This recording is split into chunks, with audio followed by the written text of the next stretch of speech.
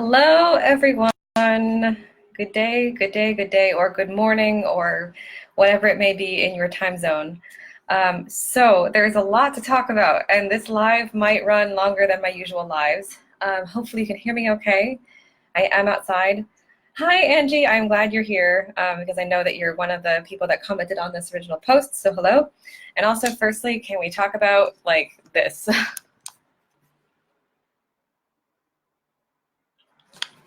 Just makes me happy. So the way this is going to go is I definitely won't get to everyone, but I do want to get to as much as I can what it seems like is worth talking about. And no, you can't solve a full, hi Julia, you can't, and Margie, hello.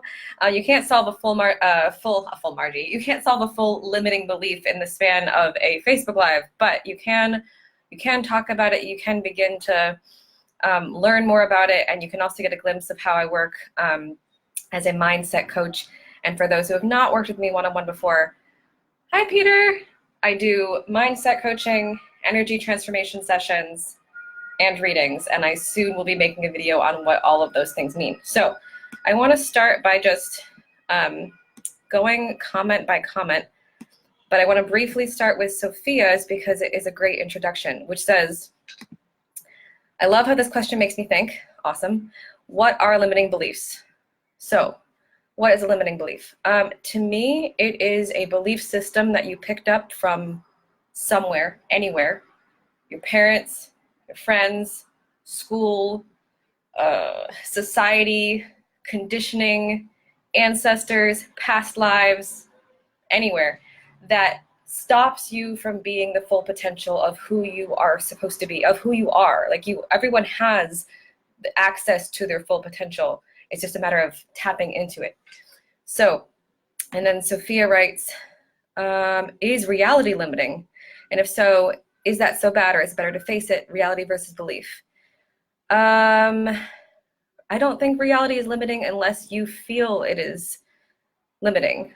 And I definitely think it's better to face it. Absolutely better to face it. If we just ignore everything, if we ignore things that are, quote, difficult, or that like heart feeling of something isn't right, or whatever it may be, then we're not going to solve it. But if we face it and really look at it and dissect it more, then we actually can get somewhere. And that's where people like me and other coaches come in. So the first one I want to mainly talk about is Julia's at the very tip top. And this is a very good example of a limiting belief, especially amongst musicians or anyone that is doing something where there's some kind of like competition aspect. So she writes, if I do what I'm best at, people will think I'm showing off. Unfortunately, this is true. This is very true. It's not an easy thing when you're I shouldn't say it's not easy because that's limiting. When you're trying to show who you are and what you do best, and then you have to deal with what do other people think. And the fact is, there will be people that interpret it as showing off. Or there's another comment related to this that I thought was very important to mention. Angie wrote, people don't like to see you happy, and loving yourself is seemingly viewed as egotistical. So the biggest thing from this is both beliefs, both thoughts, they care more about other people than they do about you. So then you have to ask yourself, why is that so important? Yes, we all want to be liked. Yes, we all want friends. Yes, we all want support, absolutely. But the thing is, if we're confining ourselves, if we're forcing ourselves to not look overjoyed or not appear happy, or if we're forcing ourselves to, back to what Julia said, to not do what you're best at, to not like shine, to make other people comfortable, heck no, because then you have to ask yourself, and this is one big question, why am I here? Why are you here? Why is Angie here? Why is Julia here? Why is Peter here? Why are you here? Are you here on this planet in this lifetime to please everyone but yourself? Or are you here to do what your soul craves doing, what you are best at? So for Julia, I'd say run in the direction, sprint in the direction of what you are best at. And I know you personally, so I can answer this, but I think it may be best to make it more general so that it can fit everyone. But so I'll go to a personal example. When it does come to singing, because many of you know that I have a double career, both moonrising and singing, I had to face this one very strongly in, where was it? June. I think it was June, because I was in Seattle. So I was in this gig. Things were going amazing. I, as you all know, am not afraid to post this amazing things happening in my life, and this and this and this. And so let me tell you, I absolutely face the people that are not comfortable with that. Absolutely not comfortable with that. And so I've received comments. I received comments like, oh, you must have people like eating out of the palm of your hand and everything must be so easy for you, and them trying to diminish me. And the answer is no. You have to say no to that. You must say no to that. Because the fact is, how those people are reacting actually has nothing to do with you. It could be anybody. It could be Sally Jane. It could be Mary Jo, or like Dan something. It doesn't matter who it is. If someone is facing a deep, deep, deep insecurity, block, issue so prevalent that they can't see themselves as successful, when you show that you're successful, it makes them go, oh shit, well, what about me? Can I do that? What if I can't come into my own? What if I can't succeed? So it will irritate people. Absolutely. I would be lying if I said that success will not irritate others. But you have to move past it. You have to not care. Because even though it stinks to see their reaction, actually, in a way, you're helping them. You're helping them because you're showing them a mirror that they need to see. A mirror of, okay, this is what success can look like. This is what it looks like if I'm doing my best.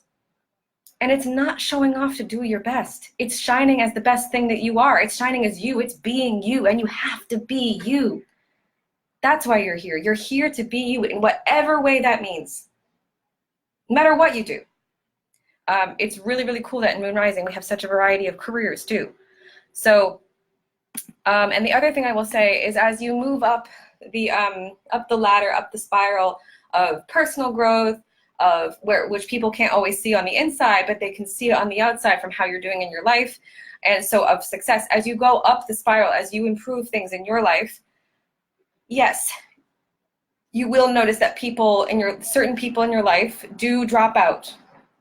Some people can't handle it. And so you have to go, okay, you're here. I love framing it like I'm helping. Well, you are. You are. Because sometimes people need to be uncomfortable. You need to be uncomfortable to see that you have to grow. If you stay comfortable, why change? Why put in the work? Why write in a journal? Why work with a healer? Why do anything if everything is comfortable? And so you're actually helping them face that. But the thing too with that is that those people, they may eventually actually come around and be like, hey, it's really cool to see you do this, but it might take them some time. But again, that's their journey. So you have to kind of separate it.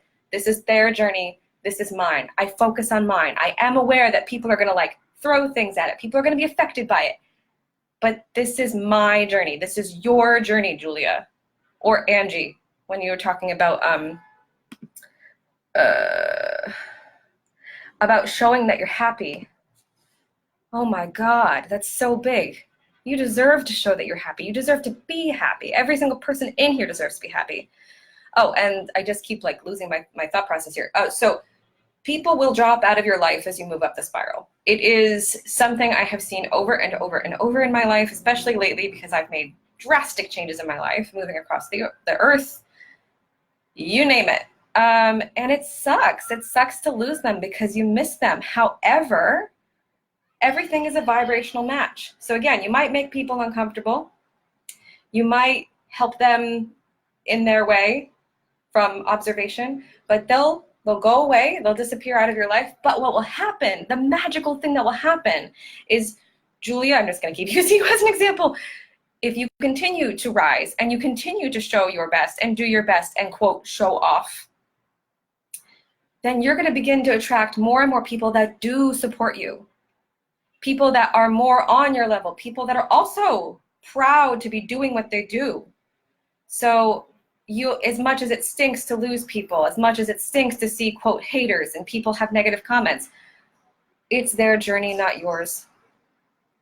And you will attract more people that can keep up and that can support you. I think support is the big key here. So I really hope that gives some light to that. If you have anything else on that, please holler. I'm gonna move forward. So Marquita, who is not here at the moment, wrote this: my limiting beliefs are about money, specifically about the source of money only being a full-time job. I know better, and yet it's holding me back from stepping out on my own and doing what I really want to do. There's a name for this in karma healing, which I don't do yet, but that's something to talk about at the later part of this video, because that's where I'm going, which is like institutionally dependent, or like the idea of being stuck in a, or in tarot, the Hierophant, where everything has to be traditional, 9 to 5. There's only one way, it's 9 to 5. If you don't work corporate, then you're screwed. And that is false. It is false because there are so many independent entrepreneurs who said, this is not for me. I will do something that is for me. I will make it on my own. Oh my gosh, I super have to sneeze. Okay, I think I'm okay. Anyway, so yes, we have this, and where does that belief come from? I mean, it makes total sense to me that that's something that you're facing, because unfortunately, when you think about like general society, it really favors the people that work 9 to 5. It's harder for a freelancer, for example, as a freelancer, to get proper health insurance and things, because the world is built for people that do the 9 to 5 grind. But that doesn't mean that the 9 to 5 grind is built for you.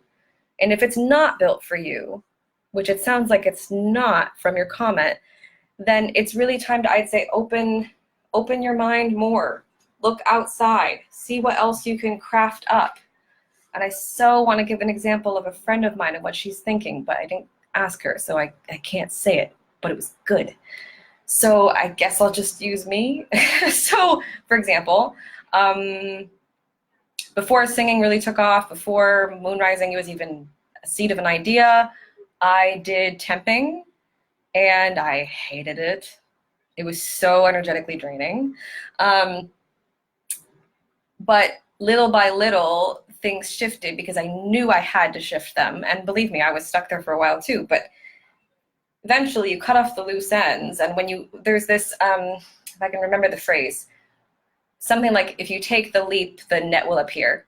I think that's the biggest thing I can say about that, is if you take the leap, the net will appear. That is the solution to that limiting belief, in short. So one day I was so stuck at a different job, at a jewelry job. I was so stuck and so miserable, and I was in Boston, and I was just like, oh my God, they're never gonna let me go. They're gonna need me to do Christmas hours. I actually like lied to them about one time, and I don't normally do that. I said that I was going back to Germany in a time that I wasn't, and I did it so that I had space to think and figure out how to get out of that job. And long story short, it worked. But I had to like go around a corner because I was feeling so stuck. But the point is, because I'm getting off the topic, there are other ways to make money. There are companies that, oh my God, I mean, if you look up like small, like startup groups and success groups on Facebook, there are countless things people are doing. There's lots of MLMs, which I don't personally align with, but many people do. There's drop shipping, there's endless things a person can do to make money. But the real key, the key that's going to make everything else feel amazing, is asking, what do I really want to do to make money? Because money is just an energy that fuels our lives. So you might as well love what you're doing to make money. Why not love it? Because if you do, then it becomes easy. If I think back to years ago when I was like, oh God, I have to make my rent. Oh God, I have to do this. Oh God, I need to struggle. Quote, I need to struggle to make money is another false belief. To make $9 an hour, $10 an hour, eventually $20 an hour. No. When you finally get to the point where you're doing what you love to make money, work becomes fun. absolutely fun. So Marquita, I hope I said your name right. Yes, I think. My suggestion for you would be thinking outside the box and being willing to take a risk. Being willing to take a risk, to leap outside of what's conventional, and reading more about people who have left 9-to-5 jobs, and reading more about people who have found other ways to bring in income. And most of all, finding what makes your heart and your soul go on fire, what it is that you love to do. Because then the money will come. When you do what you're really supposed to be doing, when you're really on your life path, like really in it, the universe, the angels, all of them will show up and they will support you and they will carry you, and then doors will open. Then things are no longer hard. Things are easy when you're really doing what you're supposed to do. So think outside the box. Wow, I'm like 7 minutes on a question. Slow today. Okay. I'm probably not going to talk about it in depth, but I do see this one. You are not employable without a degree. That's definitely a limitation. That again goes to society. I feel like that one absolutely comes from society. But there are, I'm trying to think, I don't know if she has a degree or not, but there are quite a few, for example, like entrepreneurs and coaches that started these things without a degree. A degree is a piece of paper. It is valid. It is important. I don't regret my education. I'm sure no one would. Well, I mean, maybe I regret the school I went to, but that's another story. One of them. But anyway, you absolutely can do a ton without a degree. And so I think for that one, it really feels like your solar plexus, and it really feels like that's your third chakra, if you know chakras, or even if you don't, it doesn't matter. But that's the chakra where we hold the feelings of self-worth and self-confidence. That's the chakra where we feel like, okay, I have personal power. Okay, I can do this. Okay, I'm worth it. The okay, I'm worth it is the real key to this one. So yeah, let's see. Loving myself and showing it has a negative connotation. Can you explain a bit more? People don't like to see you happy, and loving yourself is seen as egotistical. I did talk about this somewhat in the beginning. It makes me sad to see that so many of you are dealing with, you know, what other people think, because, I mean, I get it. I definitely get it. But, you know, give it a shot. Really give it a shot, because you might be really surprised by who supports your success. It might be people that you don't even necessarily talk to on the daily. So, like, yeah, you might be surprised. So it might not be like, okay, so let's say you really want it to be like, I don't know, your brother, your mother, your friend you've had for 4 years. Maybe it's not them, but maybe it's someone else you would have never thought of. That's like, holy crap, I'm so happy to see that you're happy. And also, a little thing that popped in, you might want to consider trying an exercise of doing this with others. Yes, I feel this really strongly, actually. So for anyone that's like thinking about all of this, look at other people's success, and look at other successful people, and look at other people who seem really, really, really happy in what they do, and practice being happy for them. Practice being like, holy crap, I'm so genuinely thrilled that insert name here has done X, rather than like, oh God, I'm jealous that they're ahead of me in life. That is low vibration. That will attract not what you want. High vibration is, I'm so happy to see them do this. I'm so happy to see XYZ. And you can also like find people to look up to with that, whether it's in your peer group or people far beyond. I mean, for me as a singer, like Barbara Hannigan, extremely successful, world famous singer, absolutely kicks butt.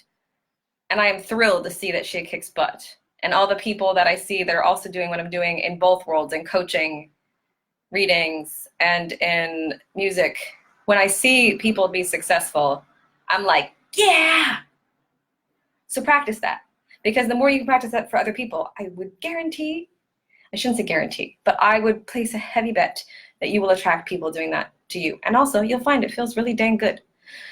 What's next? Oh man, yes. That women must serve men. This is so heavy and so big. I'm not gonna touch it in this live, that would be like, that's like multiple sessions worth of discussion and actually clearing. And I should say that all of this stuff, that we've talked about in this live is just discussion. There are many layers of belief clearing, and I do think I should add that before this ends. So please know that I see this and acknowledge this one, but it's much larger than this video. Susan, this one's also very, very, very heavy. And so my biggest question for you would be not just unable to thrive, unable to find what I want, but instead unable to thrive because why? Feeling alone because why? Not like other people because why? Not good at learning, why? So it's if I look at it from a psychic perspective, and for anyone that's never worked with me in this way, I see images and get metaphors, or I hear things, or I know things, or I feel things, is the super short version. But if I look at it from like a vision perspective, it's like, should I say this? It's soil that you're trying to dig at, and it's really hard to get the shovel in. Really, really hard to get the shovel in. So that means that little by little you have to chip. You have to chip away at it. So I would start with the question why. Ask yourself why. Try to see if you can find the source of one of them. Don't tackle all of that at once. That's way too much for any person. Look at one, dig little by little, ask why.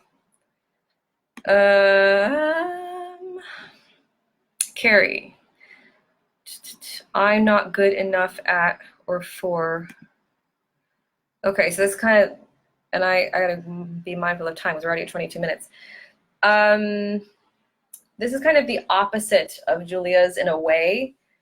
So, but it is related because again, this has to do with what do others think of me. So a real big key is not comparing yourself to other people.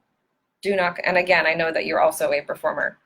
So we all have our different journeys, our different tracks. We all get to where we want to be at different ages.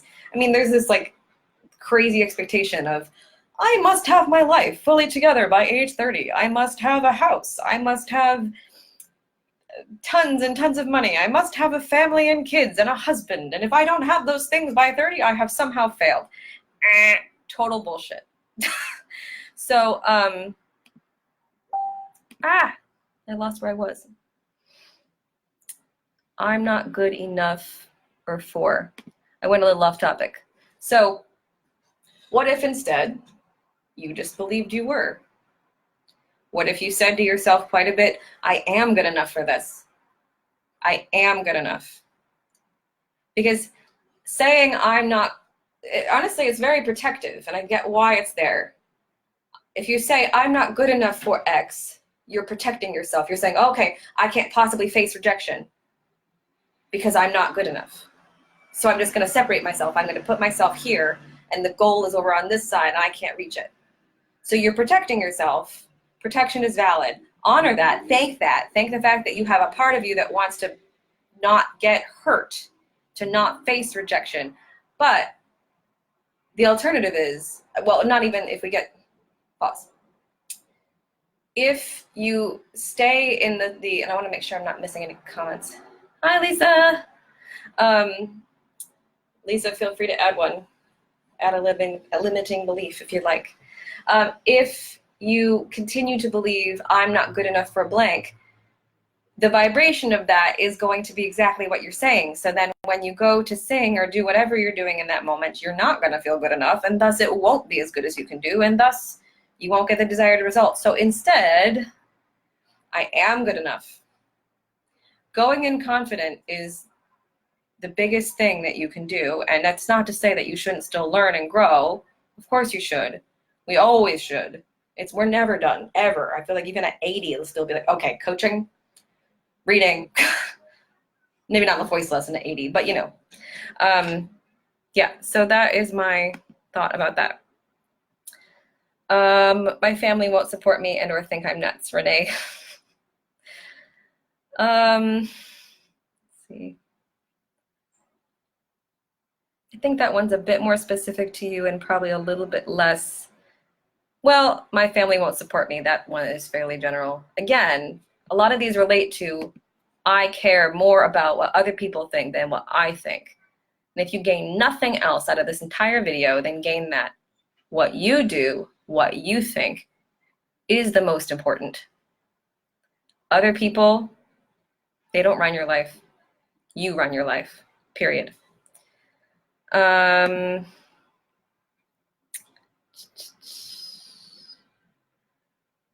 into May more than I thought I would, so that's also good. Oh, and Kissy shares the I'm not good enough.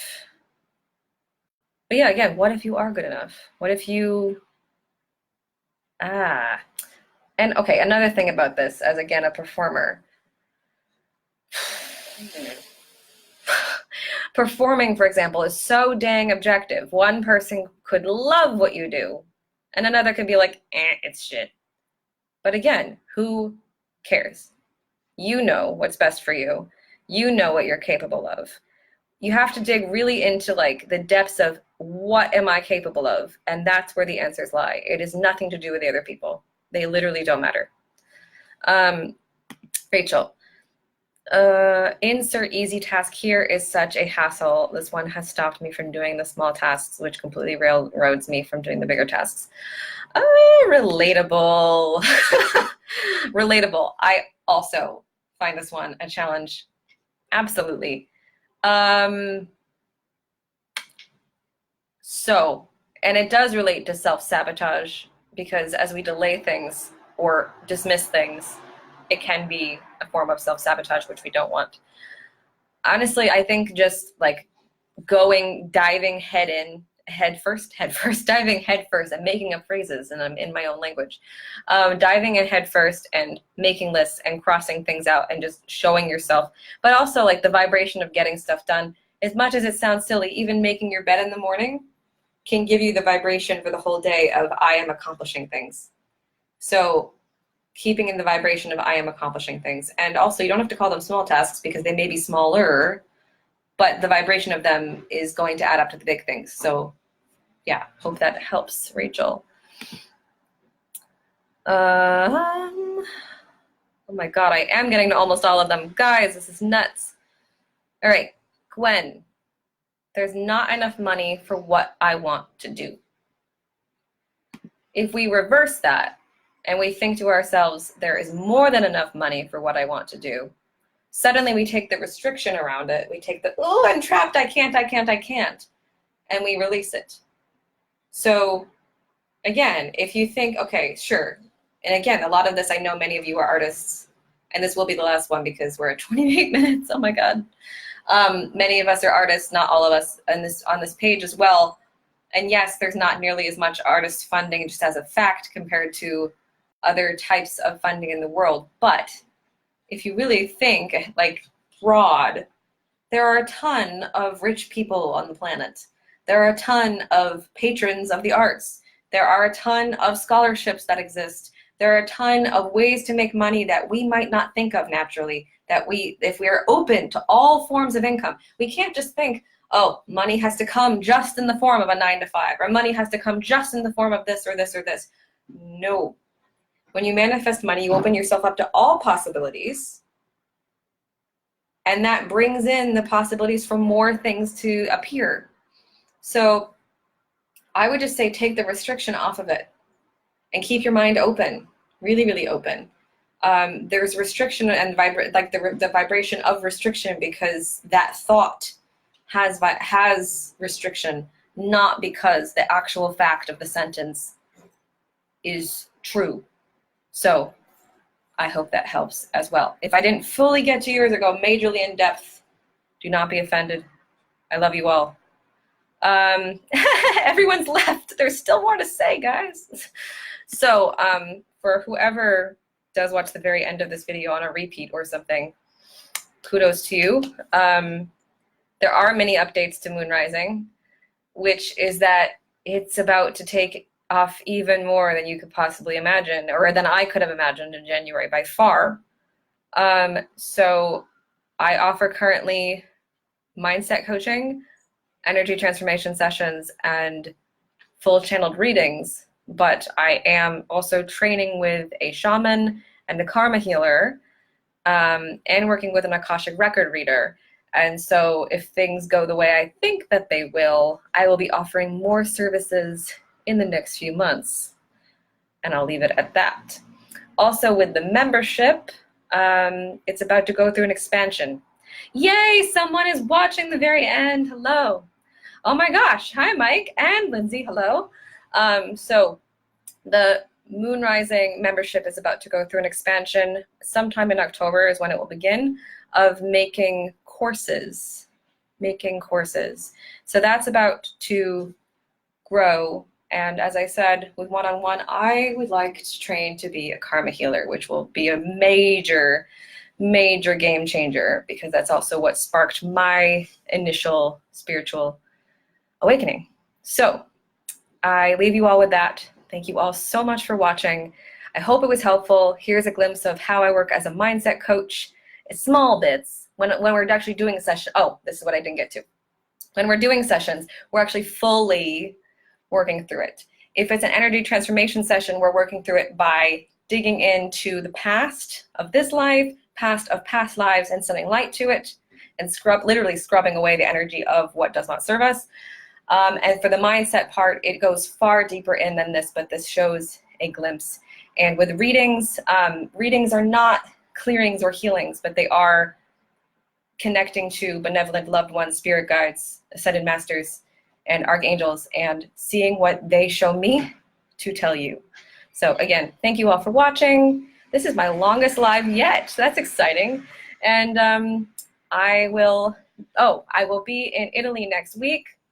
And also with MoonRising, I'm going to start interviewing people and bringing people on to MoonRising Lives. Really successful badasses are going to join me, and I'm so excited to bring them all to you. And one of them will begin, the first one will be, at the moment, it is scheduled for September 22nd. So stay tuned. Love you all. Bye.